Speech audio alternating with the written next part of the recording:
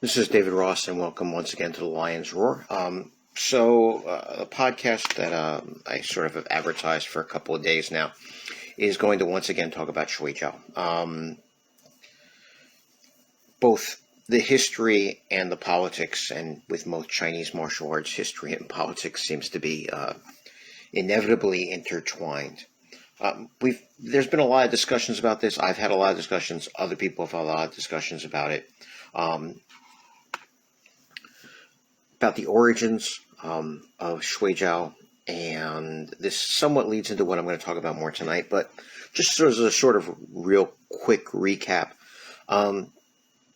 because it's confusing, and I admit that even in previous things that I've done, I haven't been as clear as I should be, so to a certain extent, let me restate this. If we use the term wrestling and we use it in a generic sense, there has been wrestling in China for as long as there has been recorded history. And that should be no surprise because wrestling is the universal human activity. So we have references to Jiao Di and Jiao Li and a bunch of other terms, and some evidence that, for example, the Tang Dynasty version of wrestling may have influenced or been even the origin of sumo in Japan. But when we speak about Shuai Jiao specifically, and we're talking about the Shuai Jiao that we see today in China and Taiwan, we're talking about something that originates out of the Shampuying, which was a organization that was within the imperial city that was part of the Qing Manchu dynasty, and which is very, very strongly Mongolian wrestling influenced as its base. It's a Mongolian-Manchurian hybrid. I said before, that doesn't mean that there was no Chinese influences, and especially, once the dynasty dissolved and the wrestlers went outside of the Shampuying and, had to make a living. But for nationalistic reasons, a lot of this is obscured. Again, this is not really the number one point that I want to make tonight. And this is kind of long, so I'm not sure. This might be like part one to this podcast. If you're interested in the histories of the origins, of course, there's my book, Shuai Jiao, Ritual, Recreation, and Combat, which is like the second version of the book. The first version that we did, we changed after Master Zheng passed. For a couple of reasons, but you can still you might be able to get the original version. It's out there because we did something like 5,000 copies and they sold in 2 weeks, and we didn't do a reprinting, but they're floating out there. But Shuai Jiao, Ritual, Recreation, and Combat, you can definitely find, and there's a history in there. There is a slightly less detailed history in the Encyclopedia Shuai Jiao that I did, which was before that. I'm going to put, when this goes on YouTube, in the links below, Byron Jacob's 3-part discussion of the history of Shuai Jiao. That's also on YouTube. It's excellent. It has some crossover, obviously, because we use some of the same sources. It's very clear. It's very well explained. It has a lot of other references to it, and I'm going to link to that also. But what I'm doing by doing this is I'm also getting to the modern history. Now, as we said, the Shuai Jiao schools that we're aware of today, for example, Beijing, Tianjin, and Bao Ding, that come out, and then the one that's probably most famous in the Western world, and to quote-unquote Kung Fu people, because again, I said in a discussion online, I use the term Kung Fu to mean all martial arts traditions that are within what's now territorially China, practiced by all people within those boundaries. And, that includes some somewhat controversial, like, is Taiwan part of China? I would say it's culturally part of China. Tibet is not really culturally part of China, but it certainly had a strong interreaction, relationship to China and relationship with Chinese. And, Tibetan Buddhism influenced the Mongolians and the Manchurians, and thus influenced all of China into the two foreign dynasties. But that's the way I use Kung Fu. you have people that will tell you Shuai Jiao is not Kung Fu, and you go like, well, what are you talking about? And what they really mean, and again, it's based upon their definitions. They're calling Kung Fu things that are like ethnically Han Chinese martial arts, and they will say that Shuai Jiao is really a Mongolian martial art or a Mongolian Manchurian hybrid. They're essentially correct. But again, it depends on your definition. If we look at Bao Ding, definitely something that took that Manchurian Mongolian hybrid, and Peng Ji, who was the godfather of that school, said that he included Shaolin Chuan, which is sort of a generic term for a long fist in the region.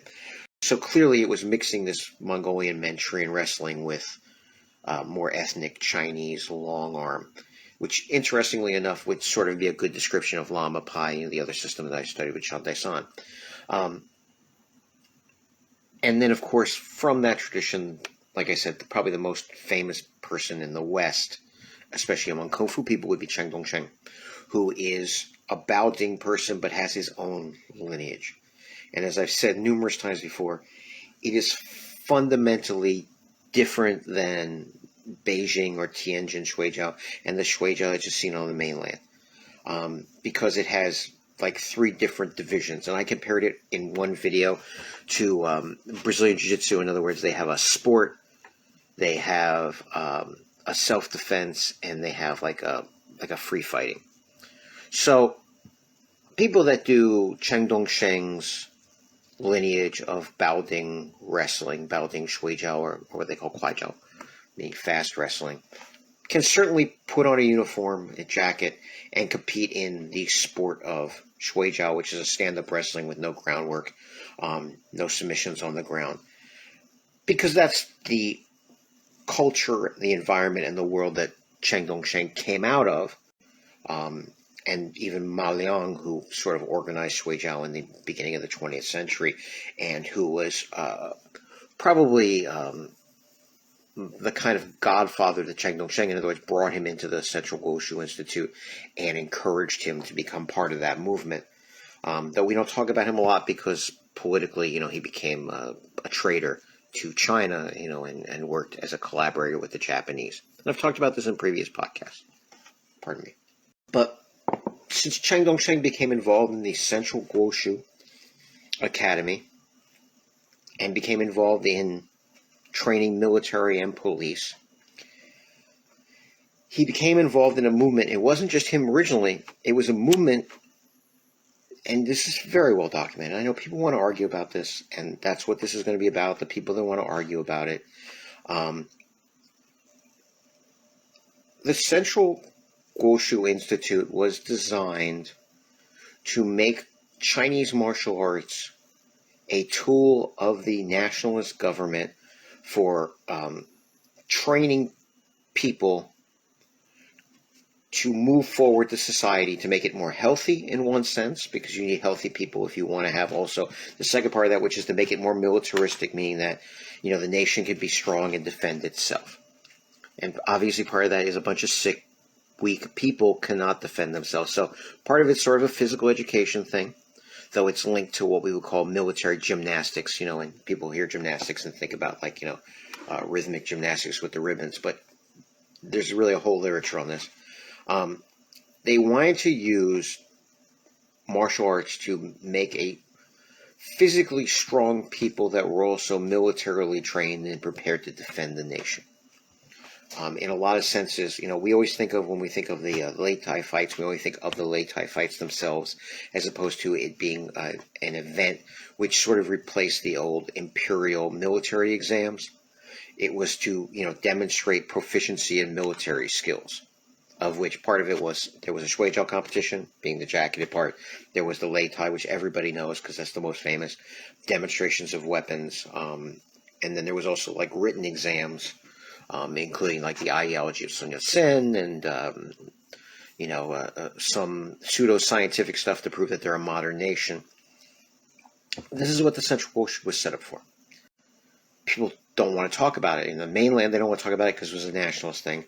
There's all these personal agendas that keep people from talking about it. But for example, look up Marrow of the Nation.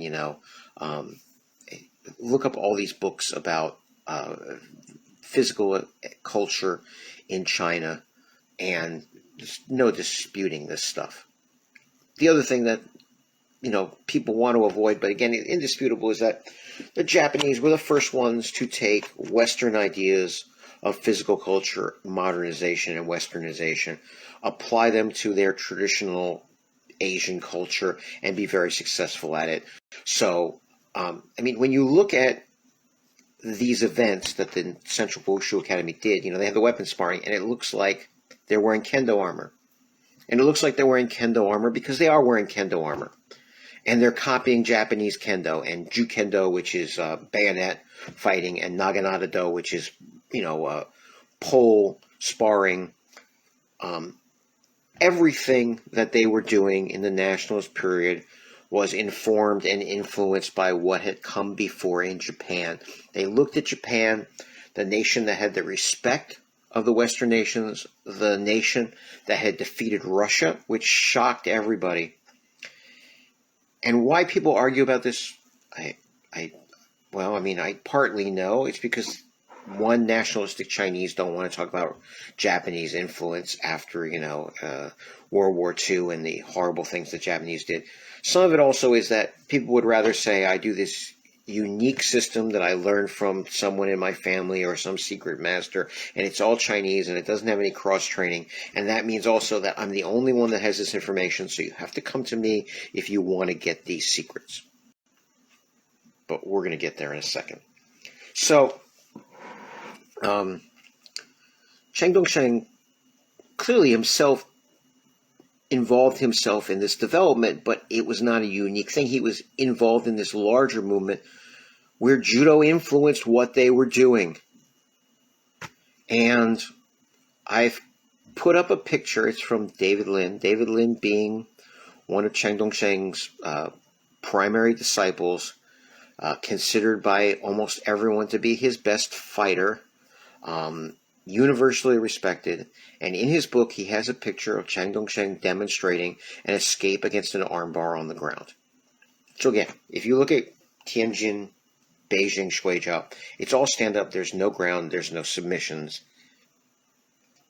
He's doing an escape. Why? Because they were being influenced by judo. And all you have to do is go look at all the articles about how the Central Wushu Academy paid for people to go to Japan and study Japanese martial arts, and number one on the list was judo.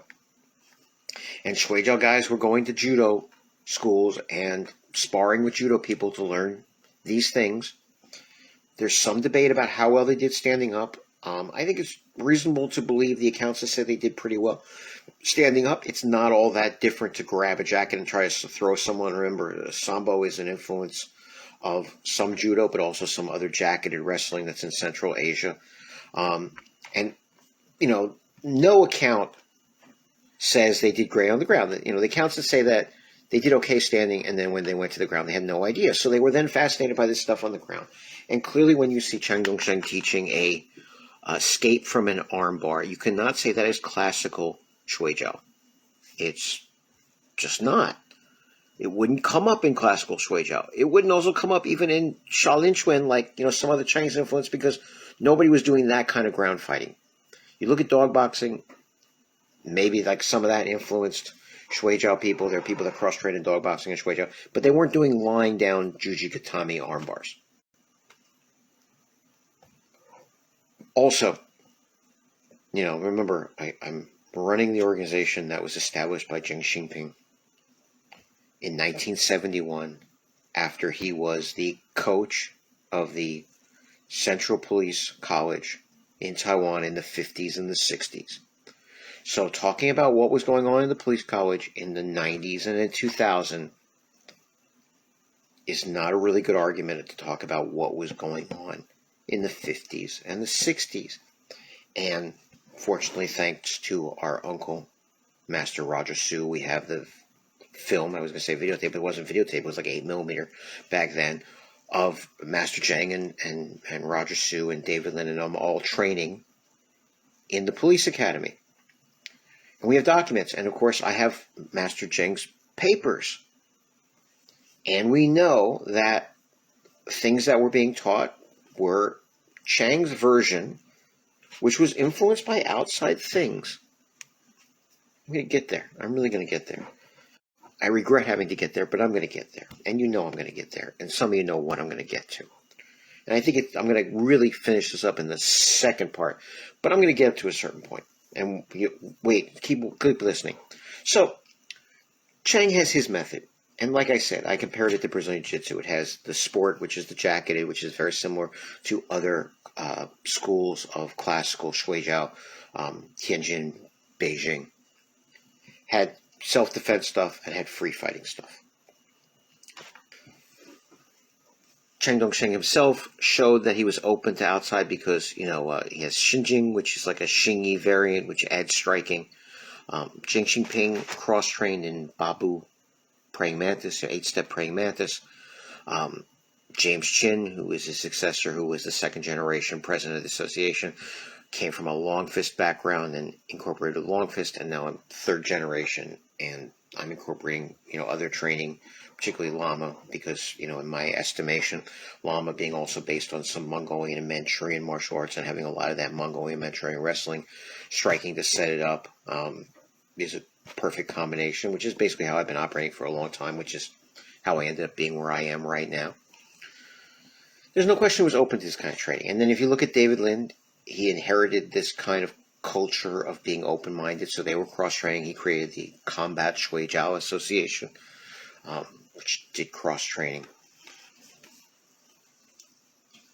This is what it is, and you can try to deny it, but it's in black and white. And like I said, you cannot produce something from 12 years after when Master Chang passed as evidence of what was going on when Master Chang was alive, when other people were alive, when we have so much documentation of it. Next thing I want to talk about, obviously, though, is, this modern history and what am I talking about when I'm talking about this stuff? This is the prelude to what I'm getting to, which is, as people know, Master Chang passed away. He passed away in June of 1986. And as some people know, if you were around back then, it generated some controversy, which has subsequently really just died out, and nobody that I'm dealing with now, that I've known since that period, really cares anymore about that. We've moved past it, which is what we should all do as adults, and as respected martial arts teachers. There was some controversy. There's some new controversy, and that's what I'm going to get to in the second episode, I believe. But right now I'm laying the foundation for that. What was interesting, and again, I started studying Shuai Jiao in Master Chang School with Shifu James Chin not that long after Grandmaster Chang passed. They were actively trying to promote Shuai Jiao in the Western world. And so there was a lot of articles, I talked about this before, being published about Master Chang, being published by students of his, which is how I knew about this, which is what interested me, which made me went there. But I went there right after he had passed. And then I was there through a lot of this controversy, and I read the article, which I'm going to probably put a picture of, and, I heard stuff, though Master Chang himself stayed completely out of it, which is interesting too, because I don't believe in getting involved in petty things, but so let's just deal with things. Master Chang met Grandmaster Chang Dongsheng in 1948 on the mainland, and then came with him to Taiwan when they made the transition because of what was going on with the Civil War. So he's clearly one of the older students. Perhaps the oldest, perhaps the first, but I'm not going to even go there. I don't care. If somebody was training before him, if somebody else was the first one to have a certain title, it's not really relevant to what I'm talking about. Clearly, you have to accept that Zheng Xingping was a direct student of Chang and a very close direct student. And he ended up being the instructor at the police college, which means that, obviously they valued his skills. And from that, he ended up training special units, military units for the nationalist government of the Chiang Kai-shek, and then he ended up training specialized units of the Americans that were allied with the nationalists, and that's how he came to this country in 1971. He stayed out of it, though. Didn't say, I'm the oldest, I'm the first one, I'm the one that's... He just didn't... And what was interesting is he supported everybody. There's footage of him that, we've preserved of him at Jean Chacon's school. He's at John Wong's house teaching seminars. He was friendly with everybody. He's in Daniel Wong's book, doing a demonstration with him. There's a picture of him doing a demonstration with him. Just stayed out of the fray. In the fray, just a short recap. But again, we've moved beyond this, so it's not really significant to what I'm talking about, except for this one point, which I'm going to get to in a second. Jean Chacon was the designated successor.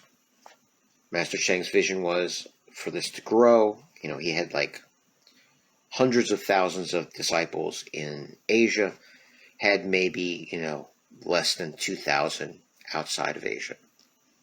Saw the writing on the wall, was very foresighted, open-minded, said if we get a Westerner to run the organization, they can appeal to Westerners, the organization will grow, more people will do Shuai Jiao. Considering he did this in his lifetime and announced this intention, and in Taiwanese culture in particular, like you make a sworn oath to your instructor to follow his wishes.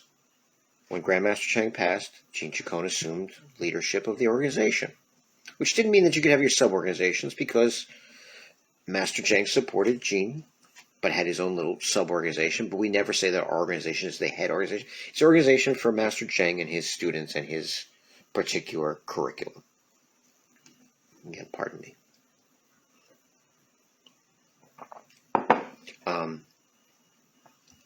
Other people disputed it, and there were little arguments. But if you go through that list of people that disputed it, they were all people that people knew.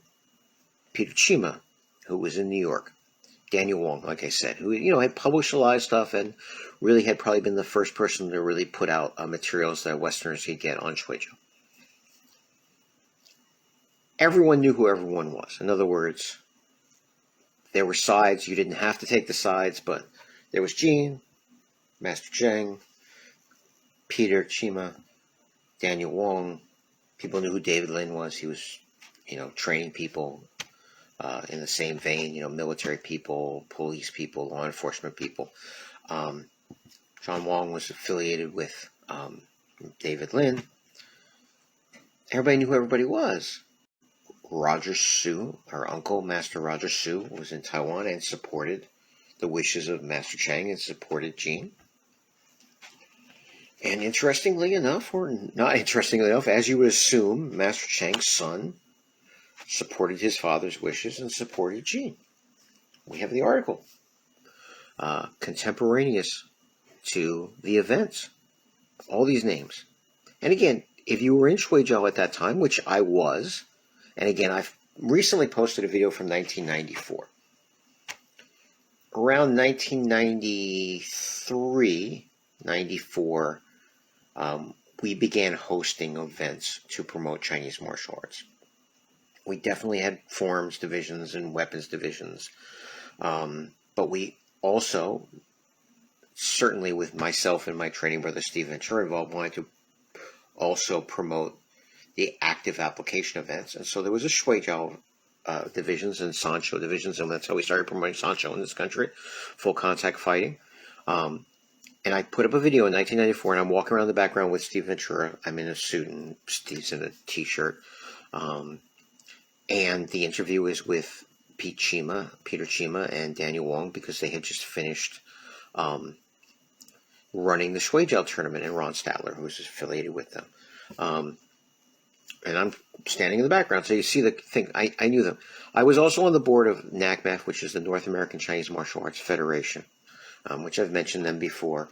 I was on the board with Daniel Wong, and what happened was we were sitting on this board. We were talking about this Russian team had come over to do free fighting against the American team, and the American team had lost rather badly. I think I've mentioned this event before.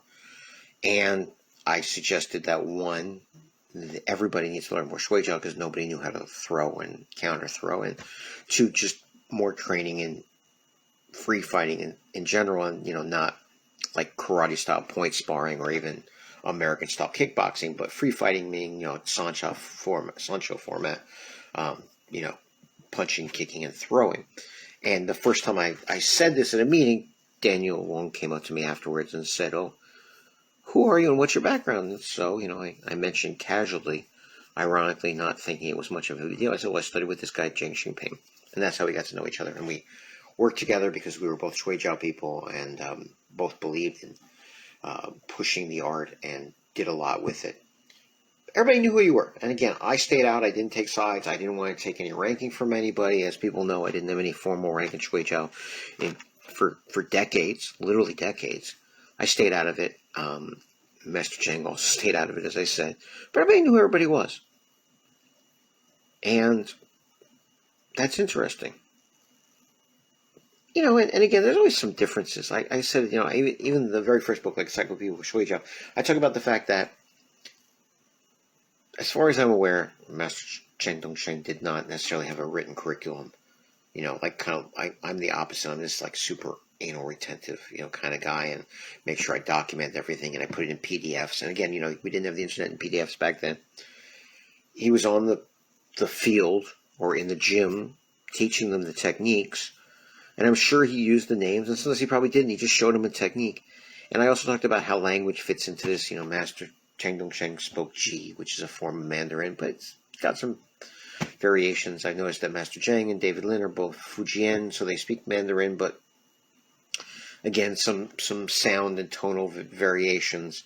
Daniel Wong is from Taiwan himself, so you're going to have some differences in opinions on the characters and the terms and even the names for certain things. And then in Shuai Jiao in general, there's differences of opinion.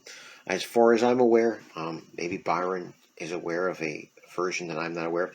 I don't think we can find like a version intact of anything that came directly out of Shampuying. Instead, we had people that were training the Shampuying who remembered some of the terms and used them. And then, after the Shampuying dissolved, probably those wrestlers were at best semi-literate, if illiterate, and then people had to figure out what the characters were. So there's some variations. But when you come up with something, especially something very elaborate, that no one has ever heard of until 12 or 15 years after Master Chang passed away, it's a little suspicious. It's the word I'm going to use, suspicious. So again, we know the history up to the passing of Master Chang. We know the history immediately following the period when Master Chang passed. And we know that different disciples, some stayed neutral, some took sides, but we know who they all were, and they all knew each other. And again, I think the magazines, just like any other media source, played up the differences. Everybody wanted to have their own organization. Everybody wanted to be respected for who they were. Maybe some of them was said, like, I'd rather be number one than number three or number two. And I don't think that guy's not as, worthy of the position. But I think it's overplayed because, in general, my experience was that everybody that is under the Chang Dongsheng lineage still respected that they had one teacher and one art, and that it was a very well-developed art. And like I said, also, there was not any huge discussion, debate, or controversy over elements of other things, that it was not like classical stand-up Shuai Jiao like Beijing or Tianjin school. But then something changed. And that something that changed is going to be the topic for the second podcast. This is David Ross. Thank you so much. Thank you for tuning in, and have a pleasant night.